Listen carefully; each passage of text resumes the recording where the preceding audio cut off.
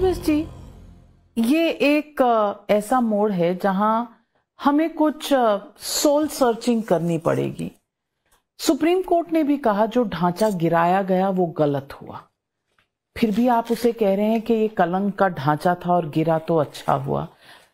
मैं पूछना चाहती हूं, आप एक संवैधानिक पद पर हैं और सुप्रीम कोर्ट की ऐसी रूलिंग आने के बावजूद सुप्रीम कोर्ट ने कहा वहां राम मंदिर बनना चाहिए, लेकिन ढांचे के गिरने को उसने गलत ठहराया है।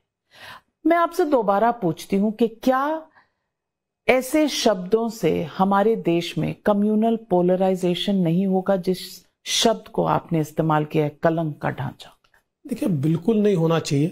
देखिए, सुप्रीम कोर्ट ने जो जजमेंट दिया सही है, क्योंकि नॉर्मल केस में किसी भी देश के अंदर इस प्रकार की कार्रवाई ये कानून के दायरे में होकर होनी चाहिए, लेकिन उस समय कार सेवकों को ये लगा, कार सेवकों ने उस ढांचे को तोड़ दिया। तो सुप्रीम कोर्ट टिप्पणी अपनी कर सकता है। सुप्रीम कोर्ट ये कह सकता है कि आपने रुकना चाहिए। नहीं है, वर्डिक्ट है। नहीं, वर्डिक्ट, देखिए वर्डिक्ट की टिप्पणी है, हर चीज वर्डिक्ट नहीं होती है। वर्डिक्ट में कुछ चीजें ये टिप्पणी होती है, कुछ चीजें वर्डिक्ट का भाग होता है। लेकिन मैं ये कहता हूं कि देखिए, वापिस कहता हूं, इस देश में हिंदू है इसलिए ये देश सेक्युलर है, क्योंकि हिंदुओं का जो खून है ये खून टॉलरेंट है। हिंदुत्व है ना, टॉलरेंस है। इसलिए हम कभी, जैसे अटल जी ने कहा था कि हम कब काबुल मस्जिदें तोड़ने गए, शत शत मानव हृदय जीतने का हमारा प्रयत्न है, ये अटल जी कहते थे, और यही हिंदुत्व है।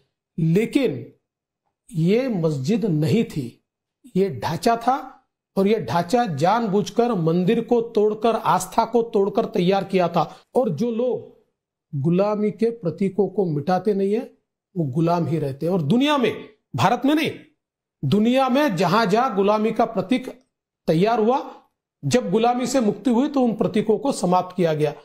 और मैं नहीं मानता कि ये किसी धर्म के खिलाफ है। कोई मुसलमान वहां पर नमाज पढ़ने नहीं गया। ये मुसलमानों को वोट बैंक के रूप में जो इस्तेमाल करते थे वो छातियां पीट रहे।